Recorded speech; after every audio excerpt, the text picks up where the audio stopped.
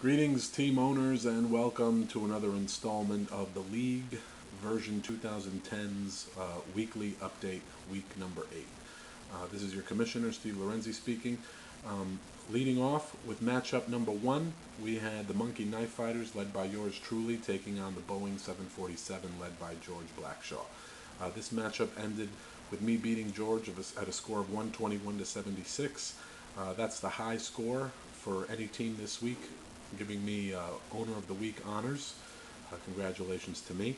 My team was led by the number 1 running back in the league. No, Josh does not own the number 1 running back in the league. I do, Arian Foster. This week he scored 23 fantasy points. That leaves me with a tie for 4th place in the Smash Mouth division. The Giants D this week was on a bye. I picked up the Bucks defense via free agency, and they scored 19 points for me. Good free agent acquisition. That leaves me with a record of 4-4, and as I said, tied for 4th in the Smash Mouth. Georgia's team's least valuable player this week was Nick Folk, earning him -4 points. There was nothing he can do. His one shining star was Calvin Johnson, 28 points, and that couldn't even help. You see, George, one man does not make a team. I know you're holding on to T.O. I know you're holding on to Calvin Johnson, even though earlier on in the season you were approached with multiple offers, trade proposals, and you're sticking to your guns, and I see it's working out for you, 1-7. Even if you run the table, you'll finish with a 500 record, and that doesn't necessarily mean a playoff berth. And at any rate, congratulations to myself on a very good win. Matchup number 2, Will and his Queen's Grave Diggers versus Cliff and the Bubble Burner. Will beat Cliff at a score of 94 to 36. This gave him the Blowout of the Week award as he won his matchup by a 58-point margin. And Cliff earns the GOAT of the Week, earning the weekly low, 36 points. Will's team was led by Peyton Manning, 18 points, and this gives him a 2-game win streak, and he's still in first place in the run and gun division at a record of 6-2.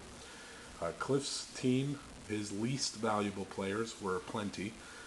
His flex position was empty, 0 points. Kenny Britt and Owen Daniels, also 0 points. His bench was filled with buys and injuries, so there was really nothing he can do here, other than sign players off of the waiver wire or free agency, but to each his own. Will gets a walk, and he stays atop first place in the run and gun division. This leaves Cliff with a record of 4-4 and tied for 4th in the Smash Mouth division with yours truly. Congratulations, Will. Good win. Matchup number 3, the Samurai Pizza Cats of Shanika versus Mark and his Mount Vernon Chunky Bulldogs. This matchup ended with Shanika beating Mark at a score of 92 to 69, and Shanika's MVP was Jamal Charles, 24 points, and she won without the use of her highest scorer, who was actually riding the bench this week, David Garrard, 30 points on the bench. This gives Shanika a 3-game win streak, and she's currently 6-2, tied for 1st atop the Smash Mouth division. Mark's LVP, or least valuable player, was Zach Miller, 0 points.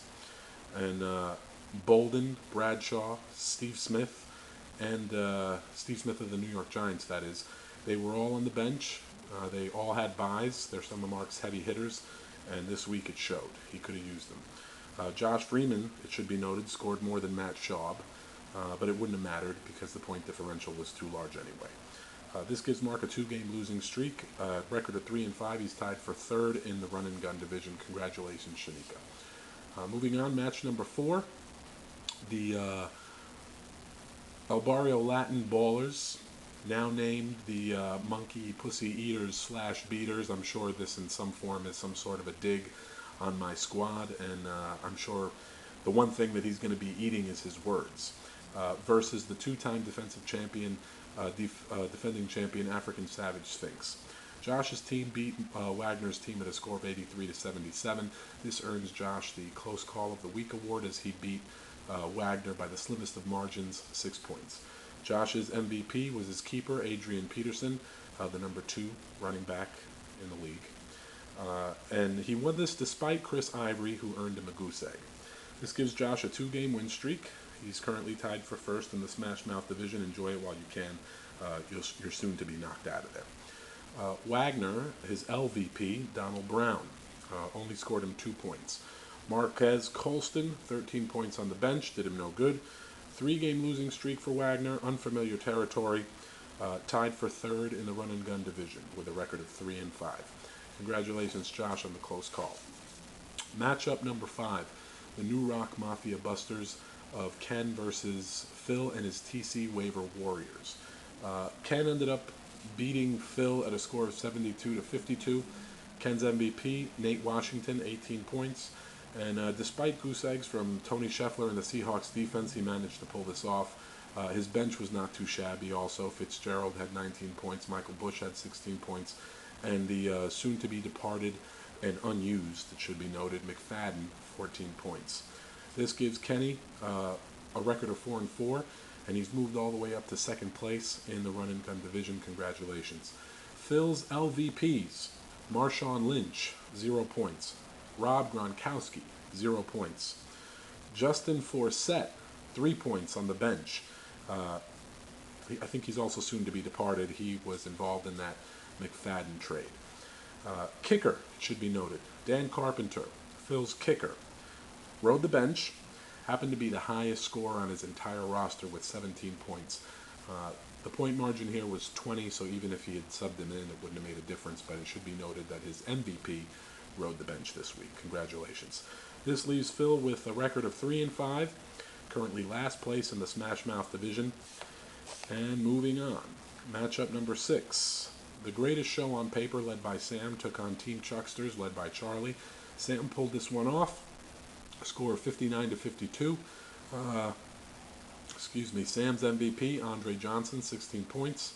And despite goose eggs from Randy Moss, the newly released Randy Moss, and Denario Alexander, he pulled it off anyway. The only players not on buys this week for Sam were 2 backup tight ends.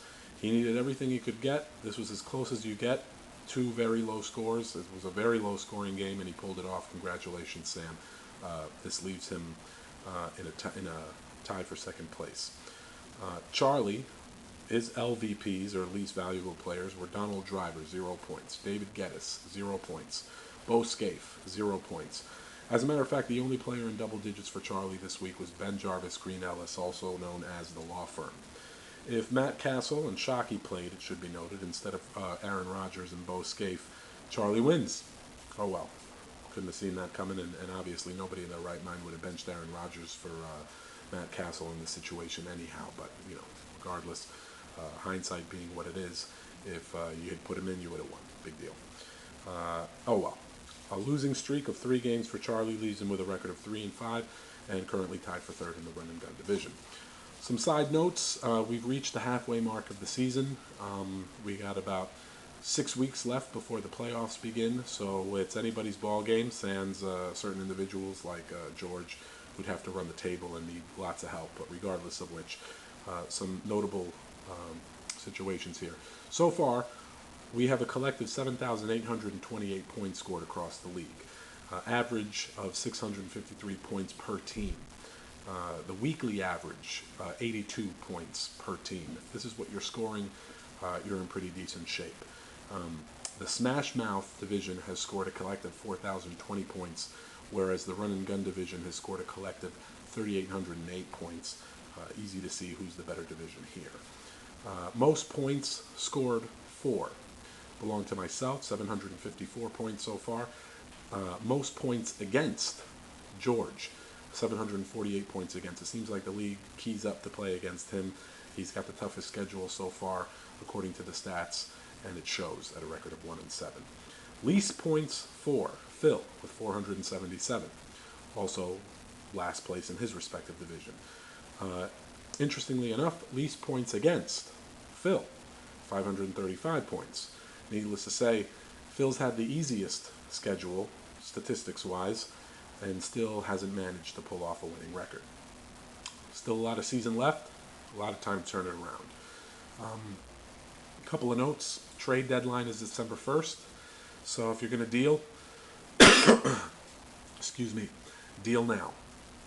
Top 3 teams per division, not overall, make the playoffs. Top 3 teams per division. The byes end week 10. So from week 10 to week 14 and through the playoffs, everybody will be at full strength. There will be no excuses except for injuries. Week 9 matchups, the grudge match of all grudge matches, Shanika versus Wagner, Josh versus Charlie, Sam versus Will, myself versus Kenny, Cliff versus George, and Phil versus Mark. Congratulations to all your winners. Condolences to all you losers. My apologies for an absence in week 6 and week 7 as I was on vacation. Good luck, Godspeed, go Big Blue. God bless you.